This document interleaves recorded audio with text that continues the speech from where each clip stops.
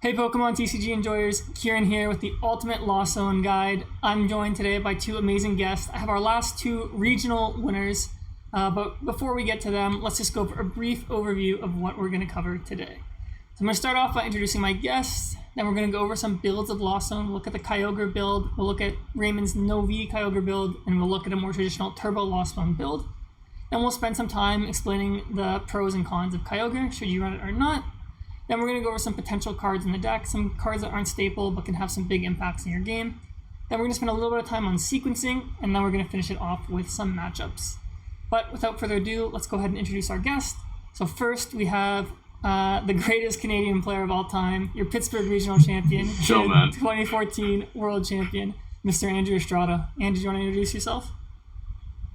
Hey guys, I'm from Canada, obviously. I live just about 30 minutes below Toronto, downtown, in a town called Burlington. So, ironically, that's also where Rowan Stabnow is from. He lives about 5 minutes drive from me. So it's pretty cool. We're all like in the same testing area. I finished school a couple years ago, working now. Pokemon's obviously been a big passion of mine, but definitely do it a bit more casually now, but still good to see that I guess we still got it. So that's always nice. And yeah. Great, thanks Andrew. And next we have our most recent regional champion. We've got Mr. Raymond Long. Raymond, thanks for coming. Do you want to introduce yourself? Hi, my name is Raymond. I'm a player from Ontario. I've been playing since 2015, and I was lucky enough to win Peoria recently. Last season, I top 8 at Hartford, I top 8 at Fort Wayne, and I got second in the Open, and I think I went to quite a few regionals. I day 2 the majority of all of them. Nice. Yeah, definitely one of the most consistent players that we got in the game. Cool. So moving on, let's kind of start with the deck list so everyone kind of has an idea of what we're talking about when we reference cards and all that. So I'm going to start, Andrew, with your Pittsburgh list that you won. Do you mind just walking us through it, like your approach to the deck and maybe some interesting callouts if you have any? Sure. So basically, I kind of just wanted to play the deck as a turbo version with the Kyogre package. I did add a couple interesting cards, obviously, like the Lugia for the mirror, because obviously, like, my deck's not going to be as fast as the 3 vacuum, 3 force seal version. So I basically just added that card in for comeback potential. Kyogre package, basically, pretty self-explanatory. It kind of covers the Mew, Miraidon, and I think also, and also the Lugia matchup. So that's definitely why the Kyogre package is in there. The V's just basically for taking quick prizes that you can Kyogre faster. One of each stadium was the one thing that I guess that people were most interested in, because they were kind of wondering, why is there a beach core in your deck? And basically what I found was that when you're Kyogring, or usually when you're taking prizes right away, you basically want to be hitting the active. So, and also at the time when I was building the list, I had 4 switch card and 4 rope. And I really, really wanted to have another vacuum target. And I just thought that beach core was pretty cool because you could just retreat into a Cram or into a Dragonite, whatever, and then vacuum the beach core away right away. So that was pretty cool. It just kind of acted as an extra out. And then everything else is pretty self-explanatory with like 3 rod, 2 recyclers, and then the 2 vacuums just for consistency. And then the energy split was pretty perfect in my opinion as well. Nice. Awesome. Yeah, then Raymond, let's look at your list. So your list is a little bit different. You went without the V's. There's no Dragonite or Raikou. You do have the Pidgeot, and then you use Zamazenta as your big damage dealer. So can you maybe focus a little bit on why you decided not to play Raikou and Dragonite, and why you have Zamazenta and Pidgeot in your deck? Yeah, for sure. I went with Pidgeot because a common problem I had against like Guardy and just like Lost Box Mirrors was benching a V.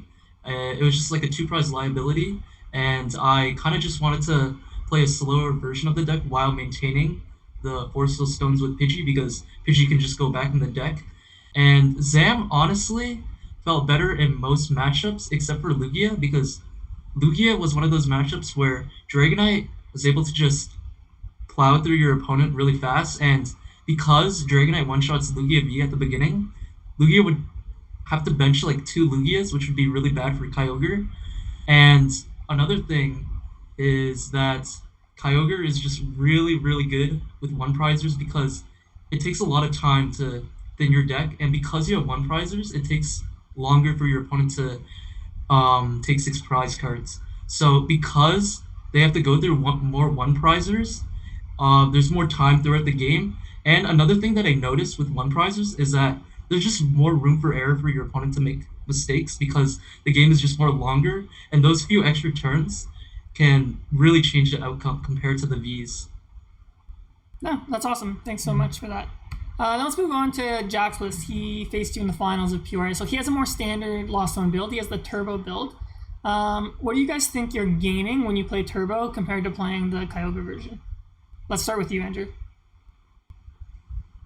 I think obviously like the consistency is pretty much unmatched when you're playing Turbo. I think your Gardevoir matchup is pretty solid when you're playing the Turbo. You get to 10 almost turn 2 every single game. Obviously, he plays a 3 Vacuum, 3 Force Seal, so he can just effectively rip through his deck pretty fast. And then getting Sableye out turn 2 against Gardevoir is pretty much just like a game closer. Like, they can't really do much to that. I mean, they can Crest, but then you can just like keep knocking out Crest every turn. So it's not too big of a deal. So I definitely do think his Guardian matchup is definitely a lot stronger just because of that consistency factor. And obviously, like, your mirror is pretty insane, I think, especially with almost a guaranteed 10, turn 2 every time. So that's pretty cool. But you do suffer in a lot of other matchups, I think, especially versus decks like Lugia. It's like the single strike version with the Serena. And then particularly, I would say probably Ursh is probably a pretty bad matchup too, just because you have really no comeback potential besides knocking out the Inteleon with the Raikou. So then that's basically the wrap on it. But it is obviously like a strong contender, I think, right now in the format still. Yeah, I think I agree with that. So I think that'll segue nicely to our next section here. So let's talk about why you would play Kyogre. So we kind of just talked about how the normal version has more consistency, but Raymond, can you kind of explain to me like what Kyogre enables this deck to do? Yeah, it just enables you to fall behind and just a lot of room for error, just like missing certain attacks because Kyogre just can wipe out your opponent against like Miraidon, Mew, and like Lugia. You can just take multi-prize turns, and you don't need to do too much in the first few, as long as you take your like initial first like 2 prizes. And there's not much like Manaphy, like Mews and like Lugias and Miraidons. They're all not playing it because it just isn't worth the spot, as it's only for one matchup and it's not very popular in the meta as well.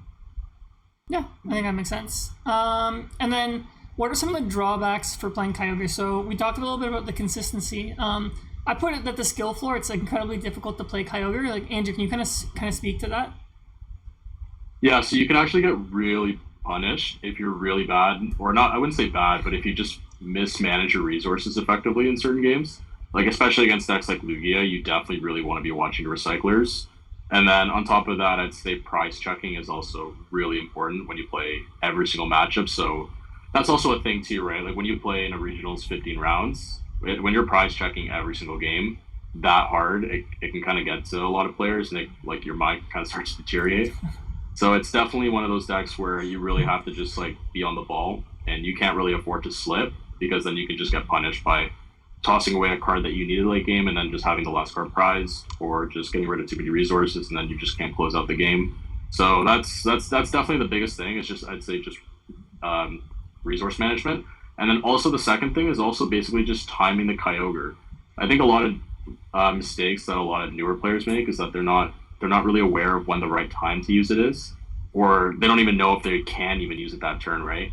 But then the best thing to do obviously is just to pick up your deck and kind of map it out, deciding how many cards you can go through and to see if you can effectively pull it off. So that's another big thing too, right? Cool. Yeah, I think just one tip to call out is if you have 14 cards in your deck, you can get through all of them with Colress, 2 Flower Selects, Greninja, and a Pokestop. So that's kind of like when I was learning to play this deck, that was kind of a number I always had in the back of my mind. And then, Raymond, do you mind telling us, like, if someone's looking to play Lost Zone, what would you say are some of the deciding factors if they should play the Turbo version or if they should play the Kyogre version?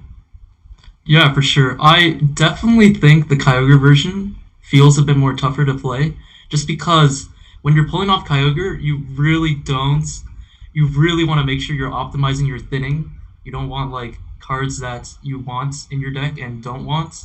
And with Turbo, it's kind of just like, okay, as long as you hit certain attacks, it's kind of, you don't really need to pull off like a game-changing attack in the end. It's kind of like you just attack every time per turn, and as long as you pull off your attacks, it should be pretty good. Whereas Kyogre, you're essentially planning out the entire game, and every decision you make influences how well you Aqua Storm in the end. Like even just like playing chorus at the beginning, I feel like someone good should just like get a sense of what you could even draw.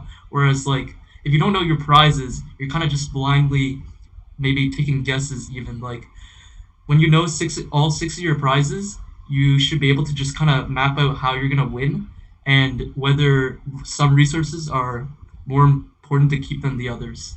Cool. Yeah. So I think both of you, the common theme there is it's a little bit harder. It's a lot harder to pilot. So I guess maybe we're gonna follow up there is like what matchups, if they're like very concentrated in your metagame, would you think Kyogre is a good addition to the deck? So definitely, I like the Miraidon more because with Turbo, I actually kind of struggled with it. Like the Judge path felt really annoying, and if you fell behind, it was hard to come back because they honestly trade pretty evenly. Like they can one shot Dragonite with, I mean, I think it was the Zapdos they have, and with Miraidon, they do 230, and your Sableyes honestly don't trade very well if they get ahead. So Kyogre just like, even if you're four prizes behind, like I think I had a game at Peoria where I was four prizes behind, and I just went Sam Kyogre per game, which was ridiculous. And Yeah. matchups like Mew with Turbo, you actually can't be missing like a beat, or else you're just gonna fall behind in the prize trade because you just can't take enough. And same with Lugia, same with like especially Lugia because you can't really one shot their T-Tars with Turbo, and you also struggle with keeping up with like resources because they're Craig launching every single turn, and you just want to make sure you always have that ending game plan where you can take multiple prize cards even when like you're kind of like falling behind at the beginning of the game. Yeah, I think that makes sense. So basically, like a lot of, especially when there's multi-prize decks, it just gives you a chance to like clean up and work towards it, which is great. Okay, so let's move on to some potential cards you can play. These are cards I picked out that they're not in every single Lost Zone deck, but I think that they have the potential to be in all of them. So let's start off with Hawlucha. Like Andrew, let's go to you. I know this was in your winning list. Can you kind of explain the pros and cons of playing Hawlucha? So I think personally, if you play less vacuums, I think I'd be more inclined to play Hawlucha, just because your decks just naturally get slower against the mirror, and then you want to have that comeback potential end of the game. There are a couple ways where an opponent could cheese you out of the win in the mirror if they just go like double switch card or just switch card all the damage. You're sort of spreading out with the Sableye, and then Hawlucha can be obviously like the big deciding factor between taking two prizes versus just taking one and then just losing. Obviously, it is a bad starter, but I do think the pros outweigh the cons in terms of starting it. And a lot of the times I find that it's usually a game closer and not really like a early game necessity. So that's why I didn't really include any level balls or any ways to search it out in particular. And it's also really good against Lugia too, because if there's ever a situation where you can hit the T-Tar and they don't have Serena down for like 220 with a V-Guard, you can just Hawlucha the T-Tar. Or even do 10 damage to a Pokemon with 130 HP, and then you can just Sableye it for a prize.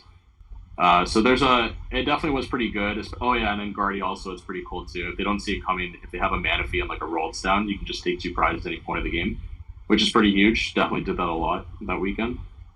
But yeah. Nice. That's basically what it's for. Cool. Yeah. One thing to call out too about the search is you normally play this in Lost Box Mirror, and they're not disrupting your hand a lot, so you do have a lot of time to draw it.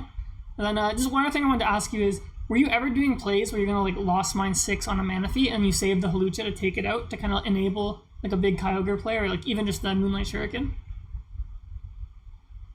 I think it's very matchup dependent. Again, if they're playing a deck like Serena, you can't really do that. But if it's like Guardy, it can be sketch if they're playing Crest. So it's really just dependent on board state. Like if they've already used their collapse state, for example, and they have a full bench, I'm more inclined to go with that play if they don't have Crest on the field, because then they can't really get around the damage counters and they're sort of bench locked. Does that make sense? Yeah. And then in the mirror too, if they use a lot of switch cards, it could be good too to just put like 60 on the Manaphy and 60 on a Comfy, and then go Hawlucha 10-10. And then go Ninja for two prizes. I actually did that one time that weekend. That was pretty insane. That was a 4 prize card turn, but that's because he used up all his switch cards. So yeah. That's obviously like a isolated event, but yeah, so it can happen. What I'm hearing is it's a pretty difficult play to pull off, but it's something that you can be aware of in your game. So you like monitor your opponent's resources in the board state and like see if it's maybe something you can pull off. Great. Okay, next, let's talk about Palpad. So I don't think either of you included this in your list. I think Jack had in his. Raymond, can you kind of talk about the benefits and some of the cons of playing Palpad? So Palpat was really, really good against the Guardy matchup because that matchup was like you really just chain Sableye every turn at a certain point, and Chorus just allowed you to do that. But over time, we kind of just well, for me, I just didn't find it to be very helpful in the other matchups because I felt like I had enough supporters, and Palpad's not very great if you don't ever find it because it'll like if you find it late in the game, it's sometimes just too late. Whereas if it's like a Roxanne, it's like really playable. And another thing is I just couldn't find the space for the card. It just didn't. I felt like Roxanne was already enough, and I though you could Pokestop it, which is pretty nice. I didn't find the value to be very great in most matchups, other than Guardy, because like Mirror, you can pretty much chain your choruses pretty consistently after you use like the first two, and you didn't really need to put more choruses back. Cool, makes sense. Yeah. Andrew, do you have anything to add to that? I think it's definitely better in the heavier Pokestop version. Like we've seen many versions of Kyogre over the last few months, especially in previous formats where I think Azul's team originally played it with 2 or 3 Pokestop. I don't remember the count, but I remember they definitely utilized the Palpat, and it was pretty cool to see that they could just keep getting Chorus back. Because there's times where if you just if you just Pokestop away 2 Chorus, you're kind of like in hot water, and you don't really know things can get scary pretty quick.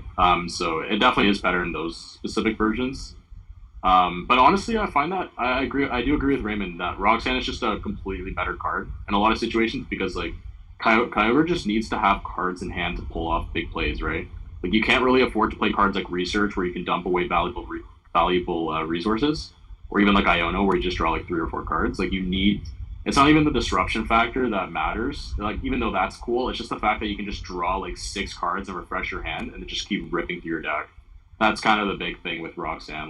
Like honestly, I'd say if I had a 61st card in my deck, it probably would have been a second Roxanne, just because of how good Roxanne actually is to draw cards. Interesting, cool, because I have Roxanne here, so we'll talk about that later. But next card I have here is Clara. Raymond, do you want to kind of go over Clara as a card in the deck? Yeah, Clara's definitely like really good at Sableye chaining because it just gets 2 Sableyes and 2 energies, whereas Rod you would need to play Nest Ball and stuff. But it's kind of annoying that you couldn't get it off Pokestop, and yeah, this was also just a card that I felt like was only good against what was it Guardy because it was just an immediate Sableye attack if you had it in your hand. But like Mirror and stuff, I felt like you wanted to play Colors, you want to see more of your deck, and even though it didn't directly get like Sableye pieces, being able to have such a huge hand, you're just gonna have the ball cards to get Sableye and start chaining it. So and a lot of other matchups, you don't really need to chain Sableye. I that's like the main thing. And putting energies is kind of nice because, like, especially like when your Rad Ninja might die, you can get Rad Ninja back and like some energies to draw more cards. But no way, you have no way to search it out, and it's kind of just it gets Pokestopped, and it was only really good for just chaining Sableye. But I didn't find Guardy to be too hard without it, and I just preferred like Roxanne because like Andrew said, it's like really good draw power, and the disruption factor is also really nice. Okay, so going forward, would you say you'd probably use the spot for Clara for another card, such as like the Roxanne? Yeah, for sure. Okay. Andrew, do you have any thoughts on Clara? I agree. I'd almost rather just run 4 Rod, 4 Nest Ball, to be honest, if I was planning on running Clara, just because like I find that if you're ever using Clara, like you're kind of losing the game at that point, in my opinion, because like having to just like Clara for Sableye, yeah, it's cool, and it's cool against like Miraidon and Guardy, but I guess other cards can kind of get you there too. So it's not, and again, you end up Pokestopping it away most of the time, or just like tossing it away, just because it's pretty useless half the time. Yeah, it makes sense. So you're basically saying like you have other cards like Nest Ball and Super Rod, where all not exactly getting you Sableye, they just have more utility overall, which makes some sense here. Okay, cool. Let's move on to Roxanne. So Andrew, you were talking about this earlier. Do you want to expand on why Roxanne is such a good card? Yeah, just the disruption factor, and again, like I said earlier, it's just really good at drawing cards because you just really want to be able to hit combo pieces at the end of the game to seal out. So having that ability to just rock sand and then flower selecting and then retreat, flower selecting again, or conceal card to draw anywhere from 6 to 10 cards with Pokestop can be enough to close out a game. Also, advanced tip, pro tip. There are a couple times where, let's say for example, you draw your whole deck and you need to conceal cards to put an energy in the discard, and you can't. What you can do sometimes is you can go Roxanne, knowing you're going to draw the energy, and have cards in deck where you can conceal cards that energy. Or especially if you have a hand with too many energies and you're not able to get rid of many early game, that can be the deciding factor between having enough energies to win the game with Kyogre versus not being able to, right? So that's definitely something that was used a lot. I don't know if Raymond had came across where there was a couple of times where if he needed to use Roxanne to win the game in terms of like being able to discard an energy. But I know it definitely happened for me a couple of times. So Interesting. Yeah, for me, Roxanne was that situation didn't come up much, but it was just really good at drawing cards because like it's not like Colress where you only pick three, you just draw six, and usually if it's like late in the game, your opponent's like Ionoing you or something like Guardy, you just draw six fresh new cards, and I actually found the disruption to be really helpful in the mirror, and just like in general because it made your opponent play like really differently, and if they assume that you didn't play it, they they sometimes get hard punished, especially like the mirror, where maybe they could have been more cards or just used a different attacker because they ran out. And I just found the disruption to be really helpful. And I just really didn't like that my opponents, like Guardy or something, had huge hands where I just couldn't hand disrupt them, or even like Miraidon or Lugia, just for them to have such a huge hand and not being able to disrupt it really sucked. Yeah, that makes a lot of sense. I think this is probably a card that most people should be including in their deck. Cool. Moving on. This is a card I think we haven't seen in a while, but the Sky Seal Stone, like on the surface, seems very strong. It lets you take 3 prizes against Lugia, 4 against Mew. Can you guys kind of explain why we haven't really been seeing Sky Seal Stone in list? Andrew, do you want to start off?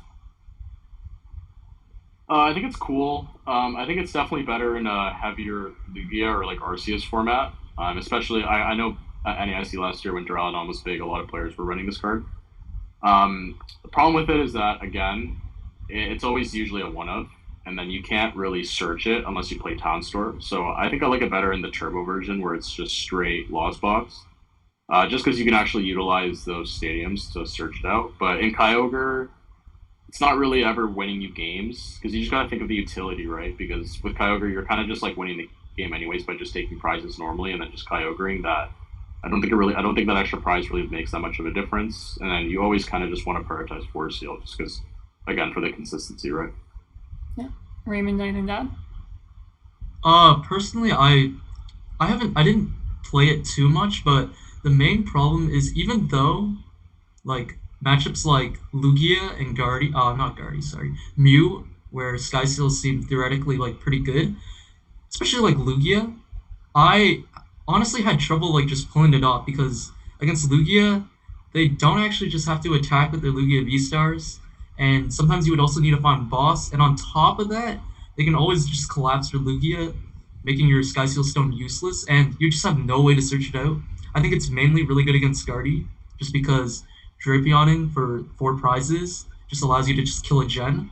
But I honestly don't find it to be very helpful in the meta because I don't think it's really good against Lugia.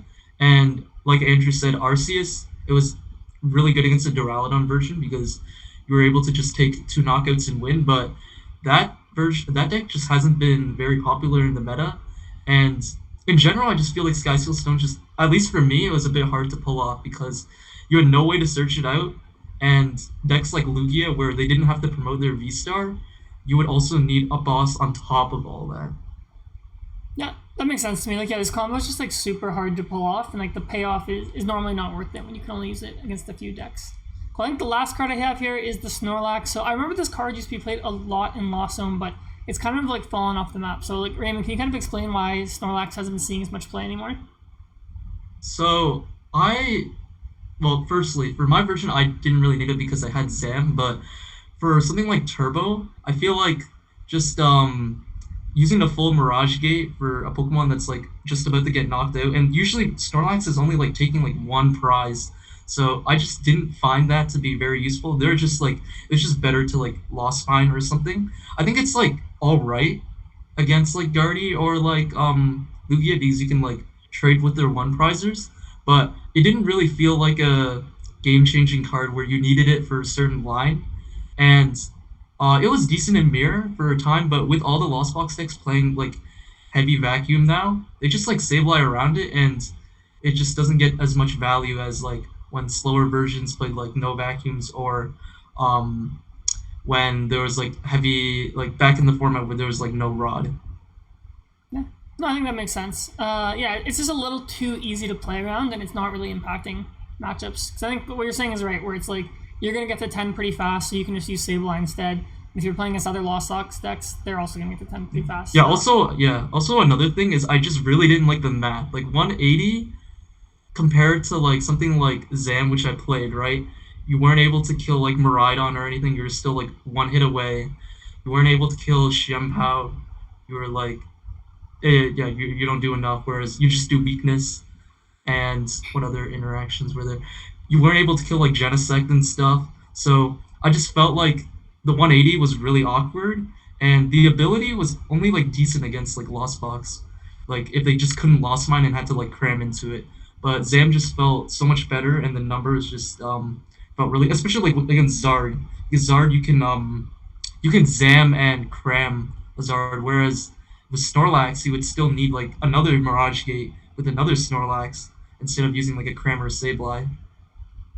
Yeah, I think that makes a lot of sense. I think another call out too is in the heavily dominated V-Star format, which we used to have, Snorlax and Cram like knock out like Arceus and stuff. So yeah, I guess the format's kind of just passed Snorlax by. Cool. So just moving on, I just pulled out some common sequencing questions like I have, or I think a lot of players have, and I'm just going to ask you guys your opinion. So I think the most famous one is, are you supposed to play Chorus first, or do you Flower Select first? Andrew, can you kind of give me your logic on which one you would do first? Okay, so when I coach Lost Box, the main principle I always teach my students is you make decisions based on the information you have. So you're able to make more effective and better decisions by having more information. And by what I mean by that is therefore by having more card access. So if you're able to see 5 cards first, you're able to decide what you can get rid of between 2 cards because it's a bit of a tighter decision, right? Well, 3 out of 5 is obviously like it's more impactful because you can kind of determine your hand strength based on that. So the answer is Chorus and then pretty much Flower after. Cool. Raymond, do you agree with that? Yeah, it's just the knowledge in the deck for sure. Like Horus just sees many more cards, so when you use Comfy right after, because you have so much knowledge of your deck from Chorus, it makes it's the selecting is better because if you use Comfy, you would just you would only see 2 cards at the start, so you wouldn't have as much information compared to if you play Chorus. Yeah, that makes sense to me. Cool. The next scenario I have here, this is one actually like I've thought about before because I've had it happen to me. So let's say this is your opening hand. Like it's not the best. Like you started Greninja, like you top deck a Comfy. Are you looking to retreat and Flower Select, or would you concealed cards first? Raymond, can you give me maybe your opinion on this first? So with this type of a hand where it's just kind of like, well, obviously it depends on the matchup, but I think generally it really depends on what your goal is that turn. Like I think if you're going first or something, usually select like with this type of hand, you just really want to retreat into Comfy because if you draw into 2 bad cards, you might not even be able to select next turn because when sorry, when you retreat and you select it, you can at least use it next turn, which is like really huge. So with this type of a hand where it's kind of like you have a complete dead hand, I would just usually retreat and select just because you want to have the option to select next turn. But sometimes that decision might not be necessarily correct because your Comfy might die or something, depending on what the matchup is. Okay, let me give you a scenario then. Let's say you're going second against Mirror and like you want to get Cram attack turn 1. Which one do you think you would go for? I would probably go for, let's see, I'd go for selecting first, just because I think you have a higher chance of cramming that way. But it also depends on their starter. It depends on Okay, how like good let's they're say like. they. Am I going first or second? Like, Okay, I'm saying like you're going second here. You're taking a knockout because like let me say, like when I was thinking I might Greninja first because if I draw like a switch or an escape rope, that gives me like another way to draw 2 cards. Right. What do you think about that? Like, does my logic make sense or no? It also depends on the deck we're playing because I was also thinking if you retreat first, right, you have so many more energies and switches, right? So you'll. But like, doesn't drawing an energy off Greninja also enable us to retreat though? If we do that first. That's true. So maybe. Okay. Can I chime in? Yeah, Andrew, chime in. Okay. Yeah, I get where Raymond's coming from. I think there are certain times where it is obviously like very situational, whether you even should conceal cards or retreat to guarantee the attack. Because there are obviously situations where you have like where you go like Chorus, Flower, Switch card, but then you have an energy in your hand, and then you have no other way to retreat, and you have Cram, and then I think at that point I just always take the guaranteed attack. In that situation, but in this one, I agree with Ciaran. Mathematically, you should always conceal cards first because let's just do the math. For example, with Kyogre, like we have 11 energies in the deck. We have Beach Court, we have 4 Switch cards, and we have 3 ropes.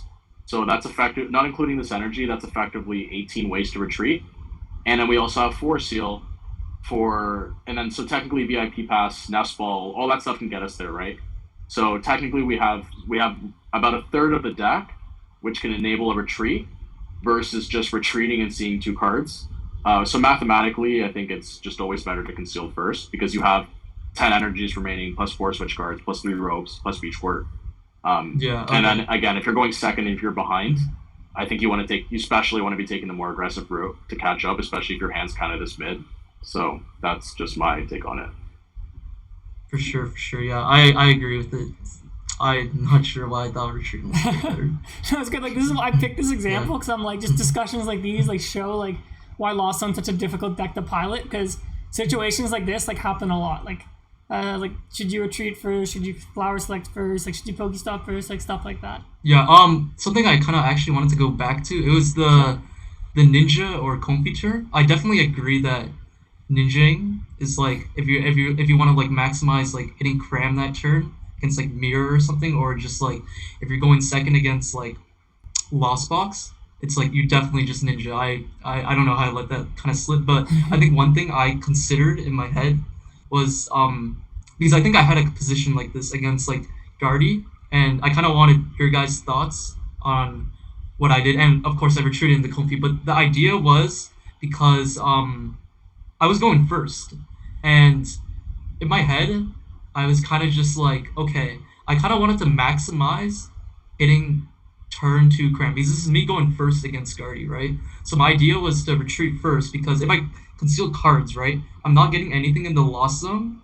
So because of that and the fact that there's so many like bad cards in my deck where I can just draw into like Pokemon, right? I can just draw into like really rough cards and like get 0 in the Lost Zone. Whereas if I retreat into Comfy, which is the play I did against like Guardy, I wouldn't do this against like any other matchup where you need to attack or you need to hit a certain Cram. I retreated because I wanted to guarantee the 1 card in the Lost Zone. So next turn I could Comfy again, and if I drew into 2 deck cards with Ninja, it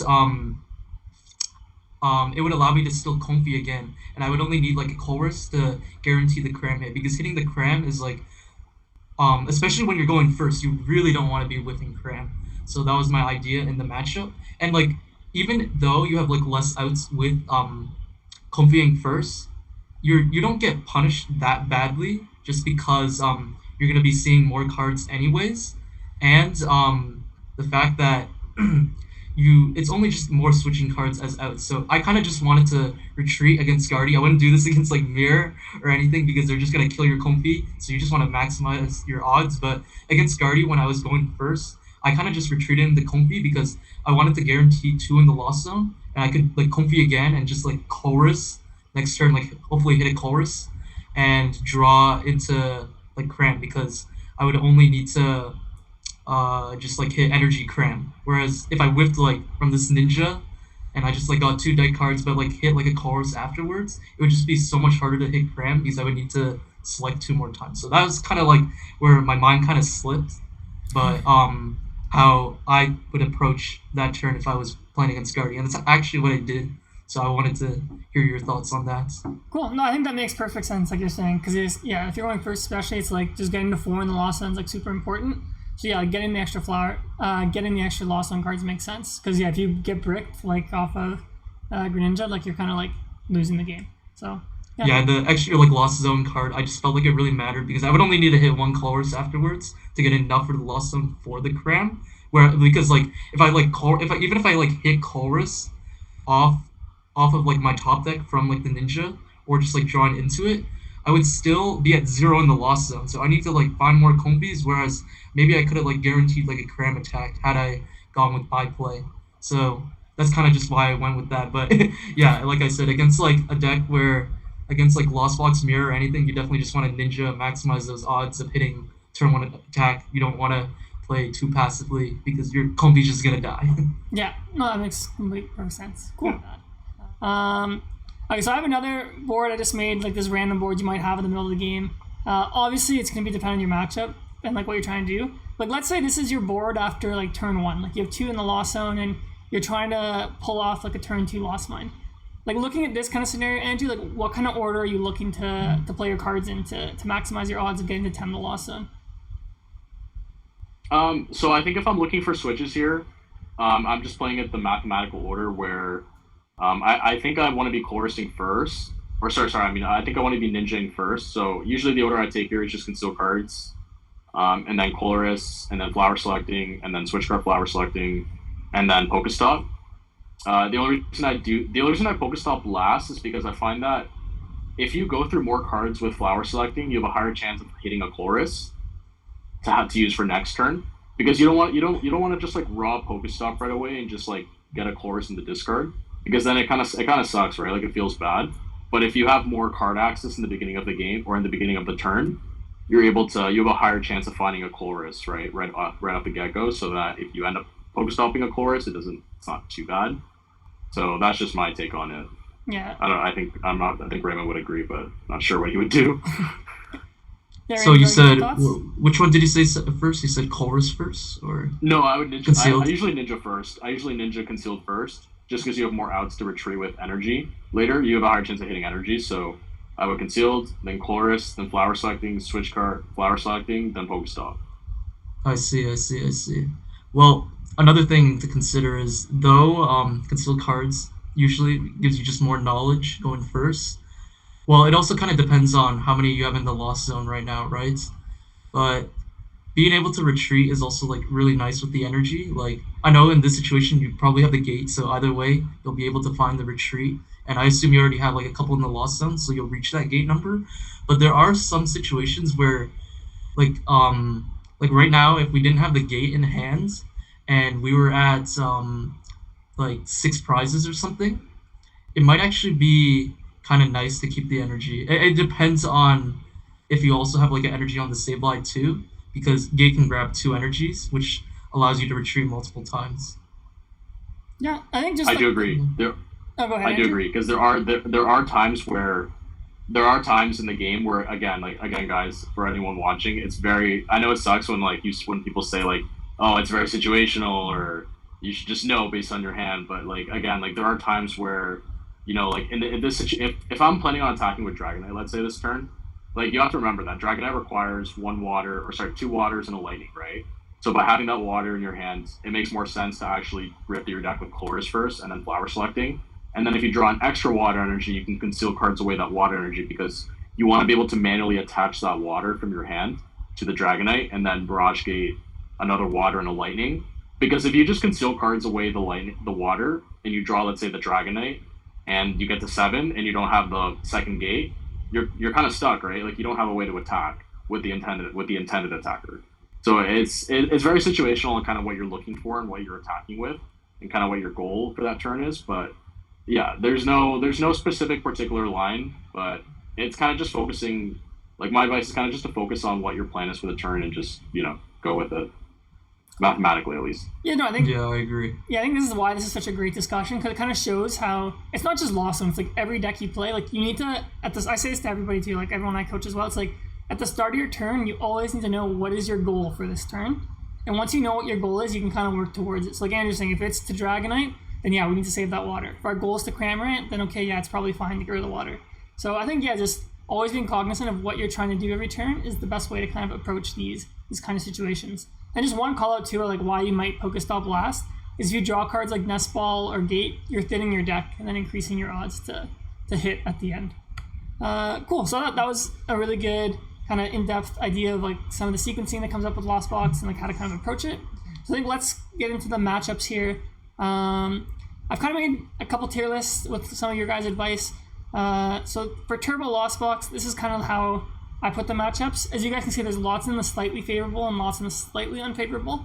But this is also assuming like perfect play from both sides. And I think Lost Zone, especially the Kyogre version, has a lot of chances to prey on suboptimal play.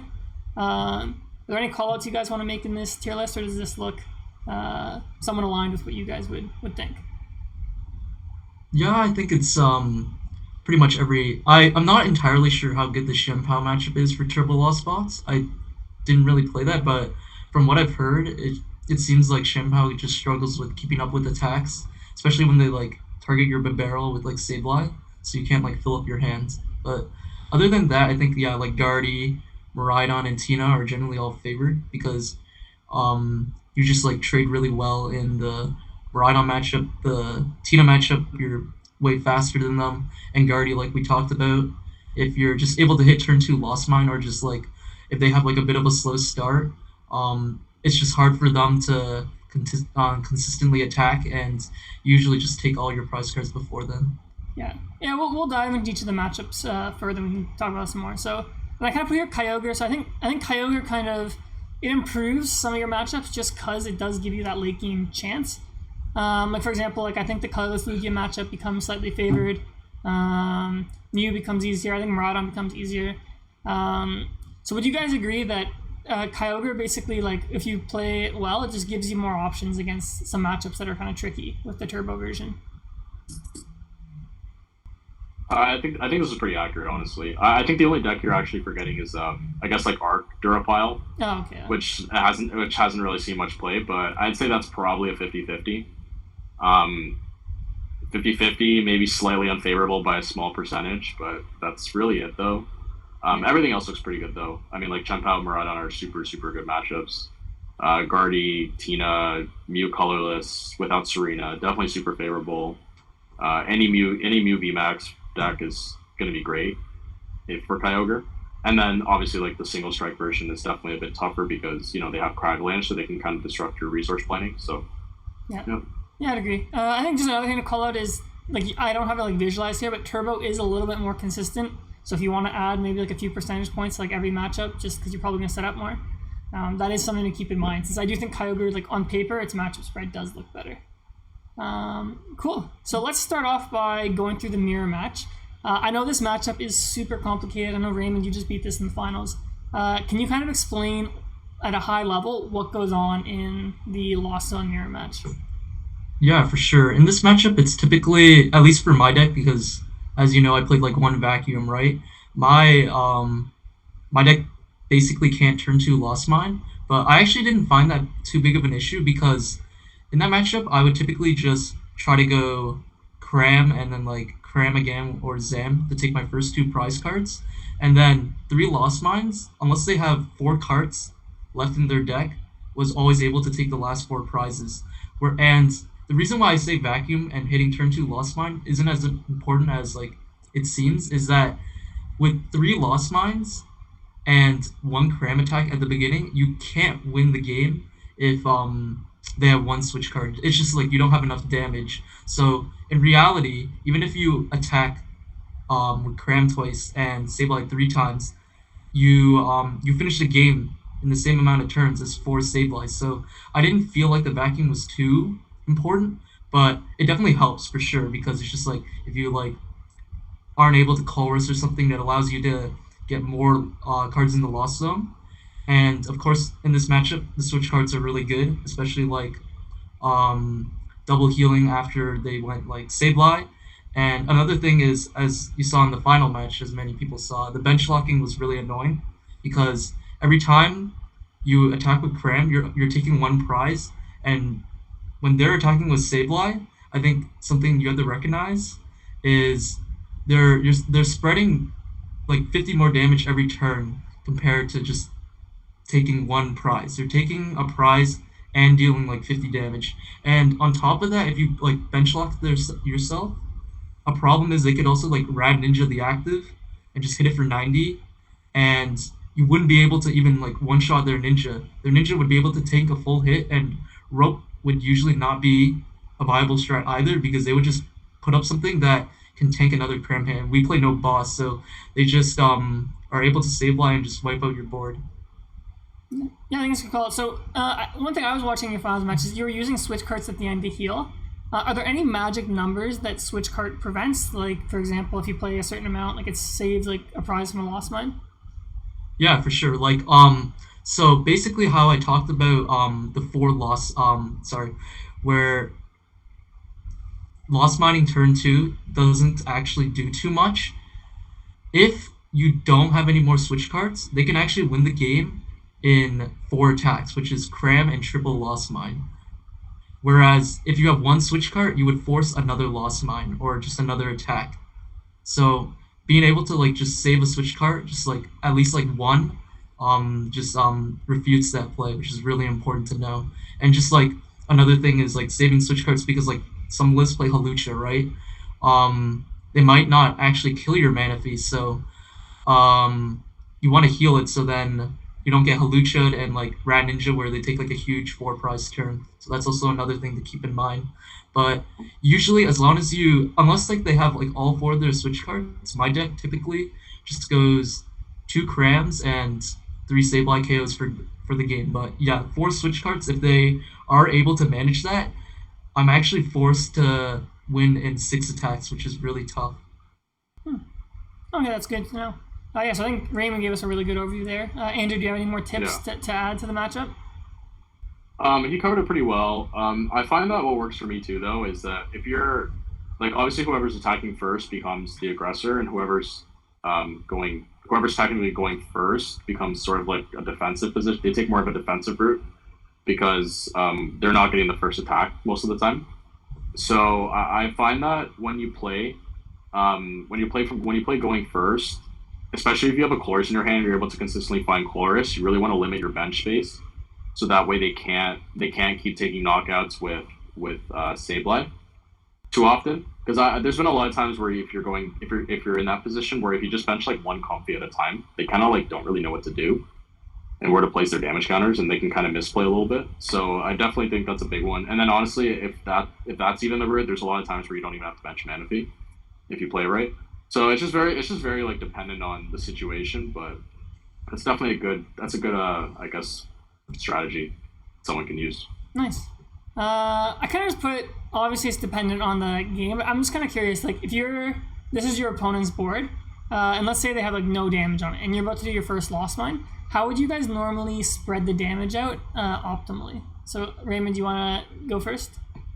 Well, is this our position or their position? This is our opponent's position, and like we're gonna this is lost our mine this opponent's board. position? Yeah.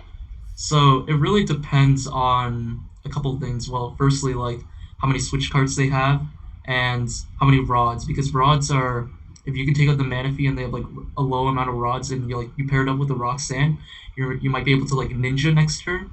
It also depends, like you have to consider if you're the one in the lead or not, because sometimes if you're behind, you usually always have to take out their Sableye.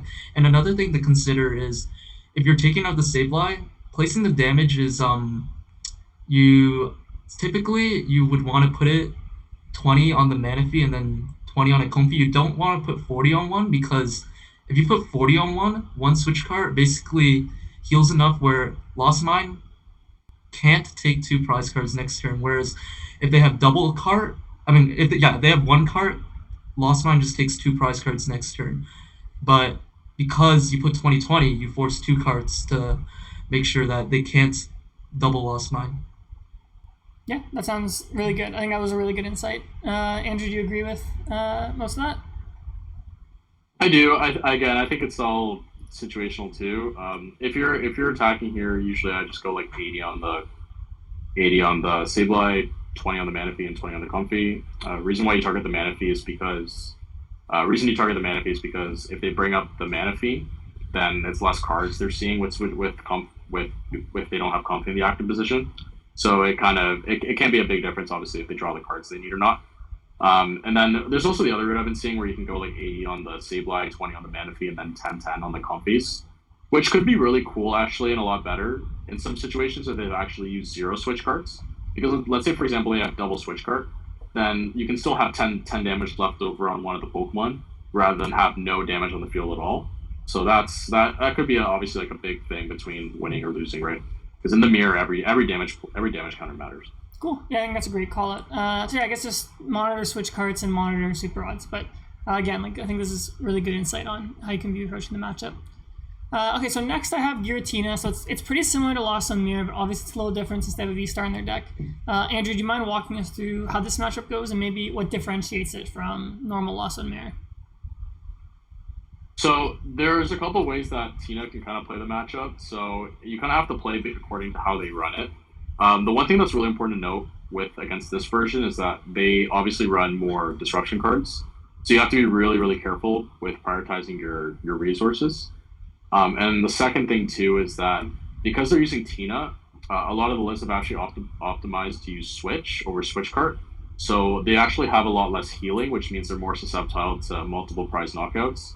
So one of the big cards in this matchup is actually Echoing Horn, as you can take a prize space. So you can take a kind of a 2-prize knockout out of nowhere, especially if they're not able to find Super Rod, or if they just don't see it coming at all. And then if they do attack with the Tina V-Star, then you can pretty much just hunt it down any time with like Ninja and Sableye, and then they can't really do anything to it. But to be honest, for the most part, because the Tina V-Star can't heal once it evolves, if you just put 30 damage on the Tina V-Star, Dragonite can kind of just one-shot at any time of the game. Because they can't heal, right? And then you can just spread the damage to the other little guys and then take those knockouts and then kind of just finish off the V-Star. So just basically when you're playing against this matchup, just play super aggressive for the Sableye. Your deck is faster than theirs, so you're most likely going to Lost Zone a lot quicker. If they ever have to come up and use, what's the first attack called for Giratina V? Like Abyss Seeking? Oh yeah, Abyss Seeking, yeah. So if they ever have to use Abyss Seeking, then it's kind of awkward because then they can't really, they're just grabbing 4 cards, right? Like it's not like they're attacking you, they're not taking prizes. So then you're able to kind of capitalize on that and take a position, or a favorable position. Yeah, I think you mentioned there that Giratina plays Disruption. So are you ever looking with Sableye to not take prizes, like maybe stay at 4 to like play around Roxanne? Or do you think it's better just to take knockouts and be aggressive? Yeah, so that's actually interesting because against Tina, I find we talked about earlier about how you can Halucha, take multiple prizes. This is one of the matchups where I probably optimized to go that route actually because most Tina lists usually only play like 2 or 3 switch cards at most. Some actually usually just play like 1 or 2. Like I think Bradner played 1 or 2 in his original list. So anyway, so then they're more open to not being able to heal, and because they usually end up pathing themselves, they can't really Greninja. So then it kind of gets like an awkward standstill where they can't really draw cards, and then you're kind of just spreading damage everywhere, and then you can just take a massive 4-prize card turn. So it's kind of just very situational based on what the list is and how many resources they're down, and then also just being really careful with like thinning your deck so that way you kind of set yourself in a position where it's like lose proof, basically with like a checkmate spot where you can go like Sableye, and that's kind of the big play you want to be doing in the mirror where you just bench double Sableye and then have a Psychic Energy on each of them, and Mirage. So Mirage Gate an energy onto the Comfy to the Sableye, and then have the 1 energy on the active Sableye so that if you do get Iona or Disrupted, you still have a backup attacker plus a retreat from the Flower Selecting. Cool. I think there's another thing to call with what Andrew's saying here, how he's like, oh, like some lists play 1 or 2 switch card, is like familiarize yourself, like even if you don't play a deck, like familiarize yourself with what the standard lists are playing, so you kind of have an idea of like the options available to them. Raymond, do you have anything to add to the Giratina matchup? Yeah, I pretty much agree with most of what Andrew said. Sometimes you just don't want to take prizes and go into Roxanne range, but something I wanted to go on is because I played Zam in my deck, and this is a matchup where Zam had a good amount of applications, because one thing is with Dragonite, though you would be able to kill Tina V's, damaging your bench was usually really bad, especially when they had another Tina to just one-shot your Dragonite and they would just start Sableye and taking many prizes. But with Zam, you can one-shot their Tina V, which punishes them from using Shred. And if they attack with the V-Star, why it was really bad was because you could zam into it, and not only can they not switch card and heal it anymore, and the damage remains, but you don't take any prizes, so you don't go into rock sand range or anything. So then you're able to just stabilize around stuff and not even play around just play around rock sand the entire game. Yeah, I think it makes a lot of sense. So I think it's really cool you guys are just talking like how to prize map basically in this matchup. Cool. Cool. Let's move on to Miraidon next. Ray, why don't we stick with you? Why don't you go over how to play the Miraidon matchup? So for my version of the deck, I kind of just focused on taking the first two prize cards, and typically they would just attack with like Raikou or Miraidon because mostly Raikou because it was a bit easier to power up, and especially because they really wanted to apply pressure in that matchup. So typically you would just zam into it, which was a very common situation. If they had Bravery Charm, it was a bit more annoying because maybe you had to mine, but usually sometimes you actually have to mine because you have to set up like Kyogre for their bench. Maybe you want to take an easier Kyogre approach where you want to only like do 200 to their dudes, or they have like Bravery Charms.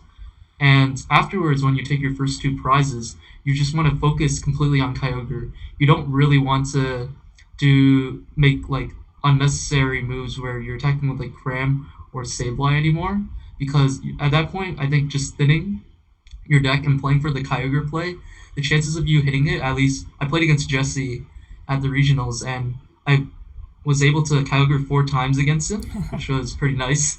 So I definitely just I'm just like fully pro on going for Kyogre after you take your first two prizes. I guess another thing in that matchup is that you actually want to go second because their chance of hitting turn one knockout going second is so high that you would want to go second because you want to just like maximize your chances of like getting more cards in the lost zone and just like benching more Pokemon because you can play Chorus. And another thing is if you choose to go second, your hand can't get disrupted. Whereas if you go first and have like a bit of a weak start, and they go like Generator and like Path, Judge, Knockout, it can be actually tough to draw out of it. So I definitely prefer going second.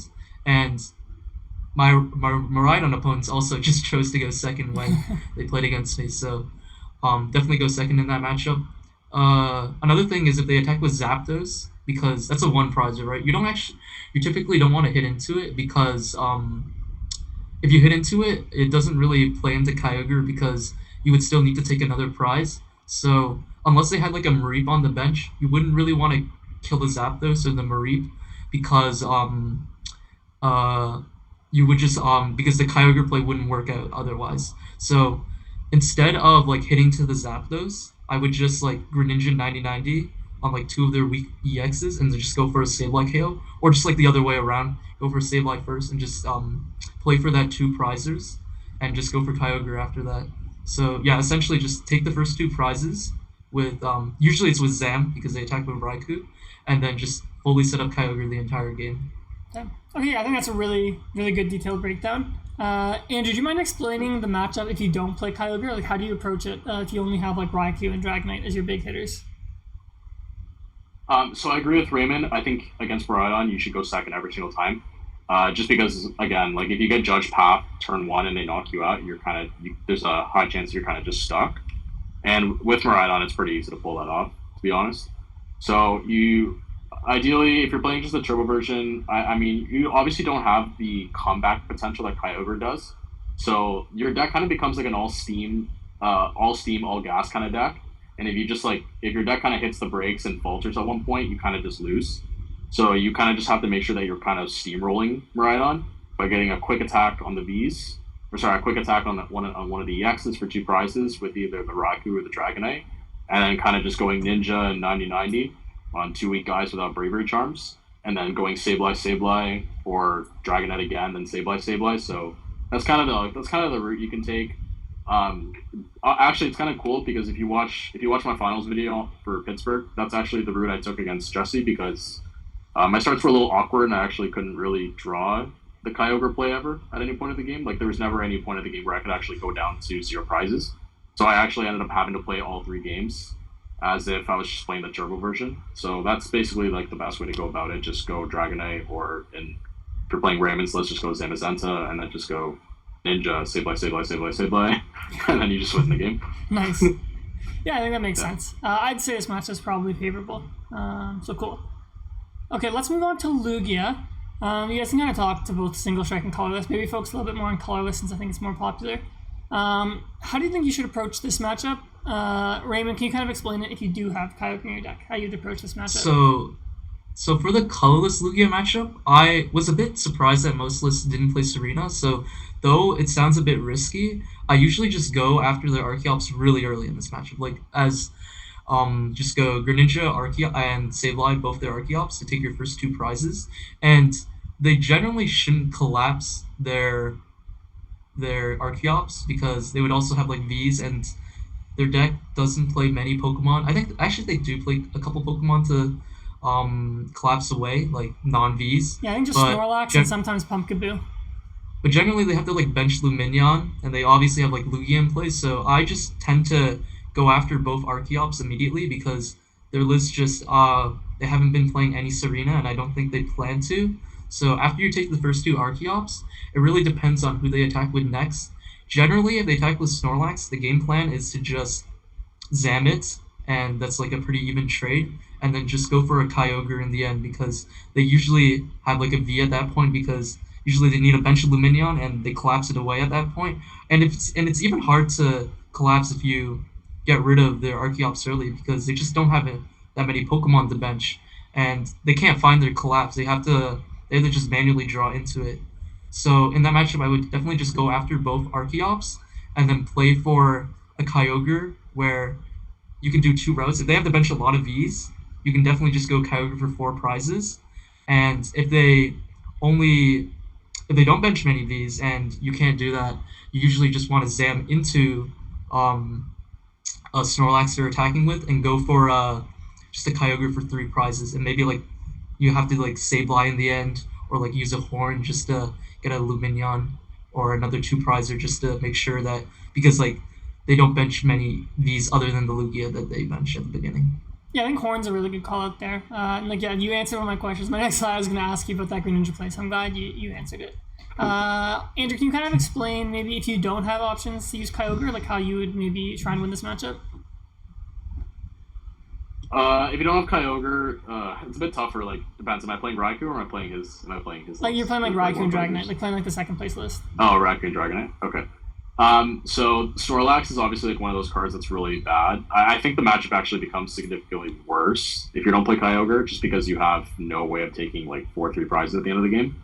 So again, with what Raymond said, I do agree. I think a lot of the lists cut Serena, so I think you can 99% of the time safely go Greninja, 99 into Archeops, and then just go Sableye 60-60 for the 150 damage on each. If they do end up collapsing away the guy, what you can do then is you can go, or the Archeops, you can go Sableye 60 on the Archeops and then put 30 on the Lugia, or you can even go 60 so that Dragonite one-shots it as well. And then they're kind of stuck where like they can't really play around gift energy. Because the problem that Lugia has is that Lugia is just one of those decks where they're kind of just only working with the cards that they have currently in their hand. They don't really have a lot of draw, right? Like if they don't have a supporter in their hand, or they have a full bench and like they don't have a way to Lumineon, they're kind of stuck and they just kind of rely on gift energy. So then a lot of the players make the mistake that they're not really aware that the Lost Ox player can actually play around that by using Sableye. So that's a big play that you can use to kind of make sure that their hand's sort of stuck, and then kind of take a prize lead eventually with the Vs, and then they can't really do much, right? Because their only real way of one-shotting a Dragonite or a Raikou, or actually their only way of one-shotting a Dragonite is with the Radiant Charizard, which they actually can't use because they have Luminous Energy. So as long as you have 4 prizes, or as long as you have less than 4 prizes, you can pretty much effectively stay alive, unless they Mew EX you. And then if they Mew EX you, then you're kind of happy to do, because then they just have that Mew EX sitting there, and then you can kind of just pick it off pretty easily. Yeah, so again, it's also very situational, right? Yeah, I think that's a really good breakdown on that one. Great. Okay, next, Angie, you want to keep going? Maybe you can talk through the Gardevoir matchup, since I think this is one of the deck's more favorable matchups. Guardy's usually pretty good for the most part. It can only get pretty scary if you just whiff the turn one attack, or if they're able to get the turn two candy with Cress, the Cresselia to Moonlight Reverse. I forget the attack name. Yeah, something reverse. Yeah, something like that. I don't know the name of attacks for Pokemon, but yeah, so they can basically use that attack to start knocking out Comfies, and then start bossing around and kind of trapping something, and then just taking prizes. So basically, against Guardy, you just really want to prioritize the Lost Zone and just go crazy with getting to 10 as fast as possible. So that way you can kind of just start picking off guys. You don't really want to be spreading damage too often in the matchup, just because of the fact that they can just cross heal. So a lot of times you're better off just taking one prize at a time and then putting all the damage on one Pokemon. So just don't spread in that matchup. You can definitely get punished for that. Unless they bench lock themselves and they get rid of Collapse and they don't have Press Down, then that's very different. But yeah.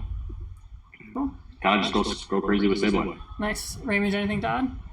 Yeah, it's definitely just an aggressive Sableye matchup where you really just want to be Sableyeing as fast as possible, and like Andrew said, you don't really want to spread.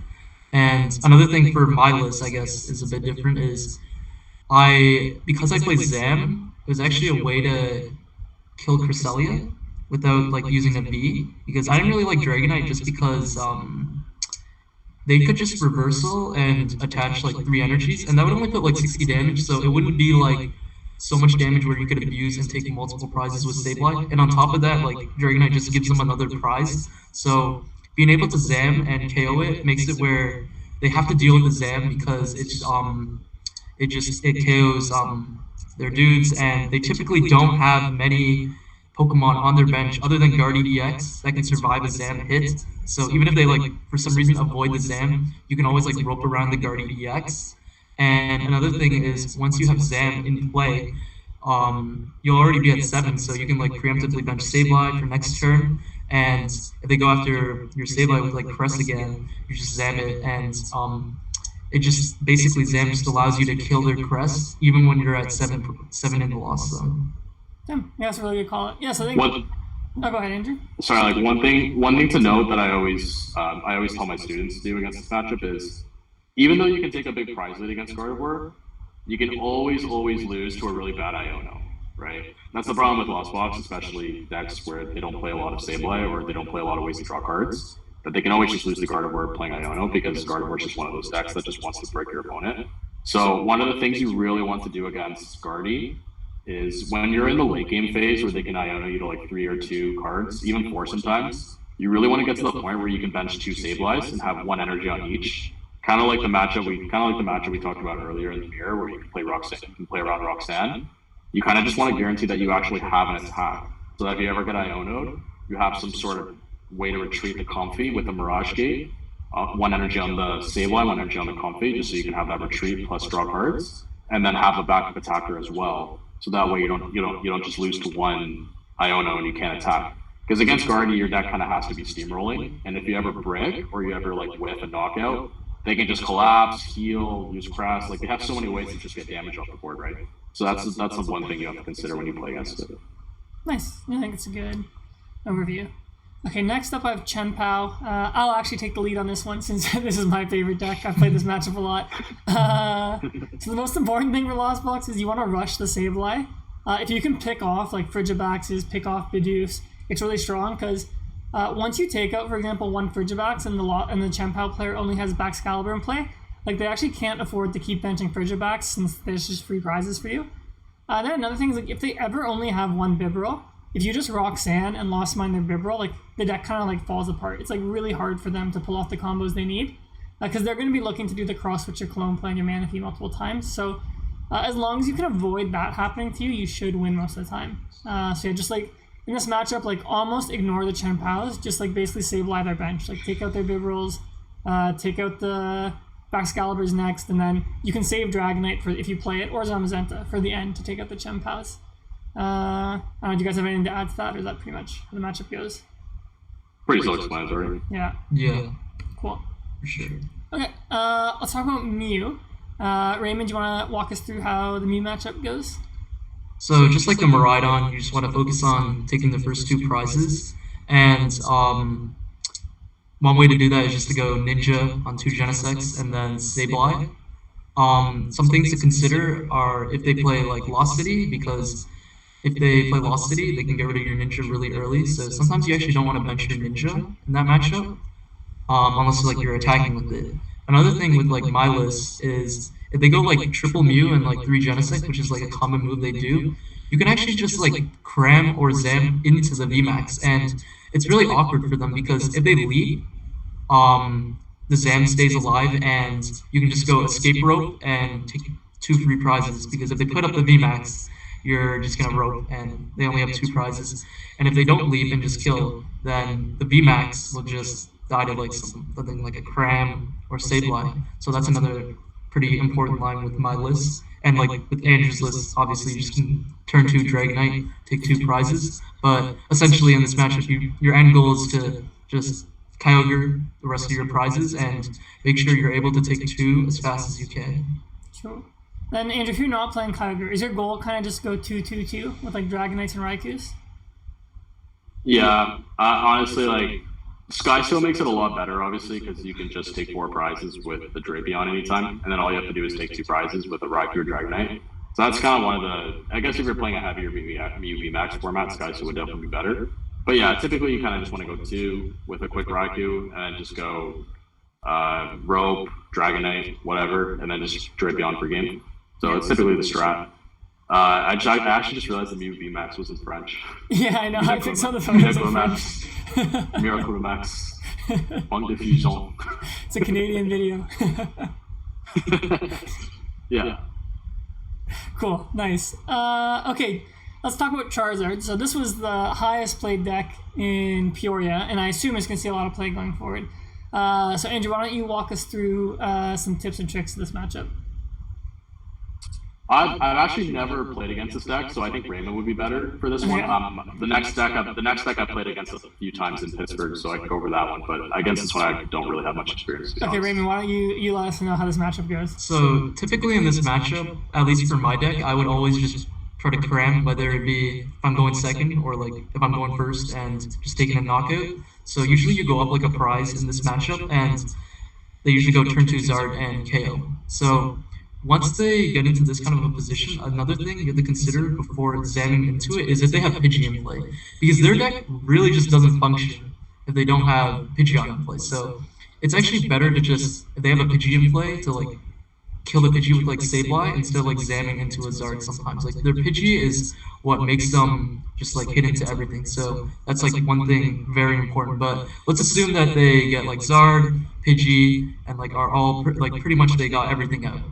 After you take like your first prize, you really just want to zam into the Zard, because the problem with like cramming into it is they like start retreating into it, and you would need to Lost Mine the Zard twice for the damage to actually matter. And especially with them playing like 2 Lost Cities, it's really hard to do that. So you definitely just want to zam into the Zards, at least for my list. So after you zam into it, a big thing is they have to bench Manaphy early on in the game. So if they want to Lost City your Zam immediately, you really just want to Lost City their Manaphy, because once you Lost City their Manaphy and put some damage on the Pidgey, they can't recover their Manaphy anymore because it's in the Lost Zone, right? So your game plan then would just be to kill the Zard, which then would die to like a Sableye or a Cram because we Zammed it already, and go for a Kyogre play on their Pidgey, and because we play Horn and they have like Mew and like Charmanders, because they need to like quickly develop more Charmanders to continue attacking. And if they don't go for that route, you really want to be able to just be able to chain the Zam attacks, because like we talked about, you really need to attack with Zam before like you like cram into it, because if they retreat, the damage is pretty much like rendered useless. Interesting. Cool. I think for people who aren't playing Xanadu, they have Dragonite. So is it like, I think we put one of these points, I said Dragonite into a Charizard before they can take extra prizes. So like, is that kind of the approach you would take as well? Like try and Dragonite and then clean up with Sableye instead of using Zam? Yeah, for sure. You definitely don't want... Yeah. Oh, sorry. I thought you were asking me, my bad. No, Andrew. You're good. Go. But, yeah, you definitely... I think even with cram, sometimes you do. Yeah, I mean, even with Dragonites, it's kind of unfortunate because like if you're in a hand where you can cram them, but you don't want to cram them because you want to play into the Dragonite, the problem with that decision is that they're gonna evolve and kill. Like they're gonna take the lead, right?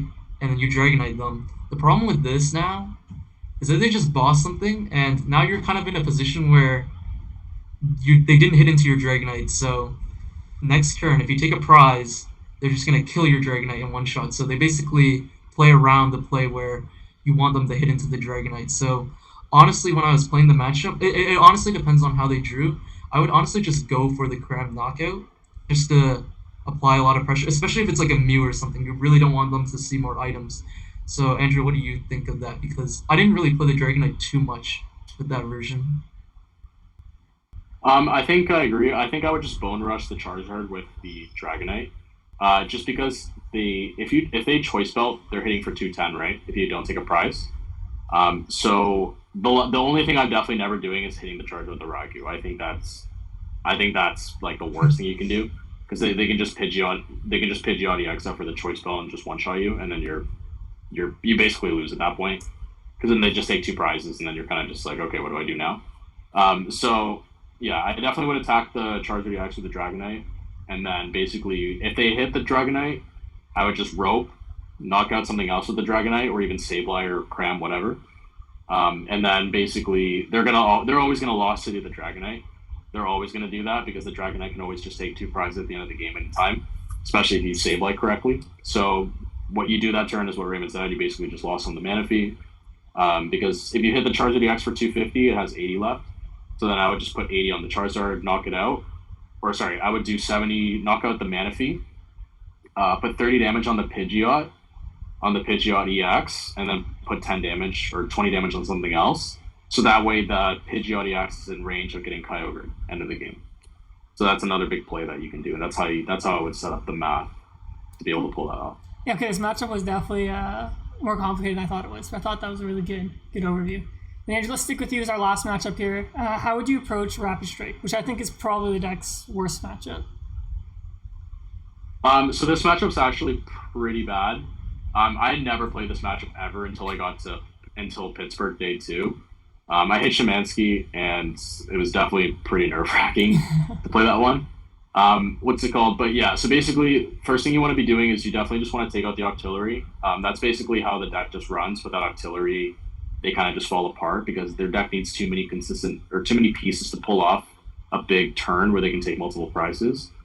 So you basically just want to knock out the engine, and then again, it's pretty easy to knock it out. You can just Sableye it. And then so basically the route I took against Shemansky was I think I knocked out the Octillery, and then I went Ninja 90-90 on two VMAXs, and then I got like the turn 4 Kyogre for five prizes, and then it was kind of just game over. So yeah, so you basically have to Kyogre really quickly because their deck can just like Yoga Loop you and just wipe out your entire board. The one thing you want to be doing is you never want to be attacking with Dragonite ever. If you attack with Dragonite, you're basically losing because then there's just way too much damage on the board, and they can just like Alakazam, Double Gunner, Alakazam, and then just Medicham, Yoga Loop, and then you're kind of just done from there. So you definitely just want to be digging through your deck fast as possible, just ripping through it, and then making sure that you place enough damage on the field where you can Kyogre. But at the same time, you don't want to be committing too much damage to the field in case they Cheryl, where you can kind of come back. So you would definitely want to be kind of picking your spots, right? If they ever start with like a Medicham, I would definitely whack the Medicham with the Cram and then Sableye it almost right away, just so that they can't Yoga Loop you, or even pick off their Alakazam so that they can't move damage. So it's very situational based on what their board state is, but you basically just have to rush them down. Yeah, makes sense. Again, like if you're not playing Kyogre, is this matchup pretty much unwinnable? It's pretty bad. I mean, I think the only thing you can really do is hope they just misplay and attack with the Intel VMAX right away, and then you just Raikou it. But like the problem is that they can just set up two more and then just start double gunnering and then just one shot it with the Ursh, and then they can just like Iona you to 4 or Iona you to 3 actually, and then you're kind of just like, then you kind of just have to hope to draw the Sableye to knock out the Octillery, and then I think at that point they're already like set up a board position where they can kind of just beat you. So yeah, it's pretty rough. Like there's a because their deck is just so fast and they just attack turn two, right? Spread so much damage. So Yeah, makes sense. yeah. Raymond, anything to add? Yeah, it's definitely you definitely just want to go after the Octo because that's their main search engine, and if they get it out, they can like with their attacks of evolutions. So definitely get rid of the Octo, and pretty much you're playing towards Kyogre. You're not winning with any other attack. It's kind of interesting because I played against this matchup like I think because I played Zam actually at Pittsburgh. I played against it twice and at a finals of a League Cup and at Peoria, and I didn't lose to it, which is kind of weird. So I feel like though maybe my players had some missed opportunities, or maybe they weren't aware of Kyogre in my deck. I think their deck, because those games, I do think I drew pretty well. I was able to take out their Octo. They just weren't able to draw very well. So it goes to show that if you take out their Octo and they whiff a bit, and you just burn through your deck, and they can't Iono you at like when you have like a huge hand, you can definitely steal a lot of games. Nice. Yeah, I think that's a good call out in general. Just against Raptor Strike. A lot of decks, like every deck in Pokemon, like if they don't set up, like they're gonna lose. So yeah, like pick your spots and go for it. Cool. So that's everything I had prepared on Lost Zone. Before we wrap it up, Andrew, Raymond, is there anything else you want to add about the deck?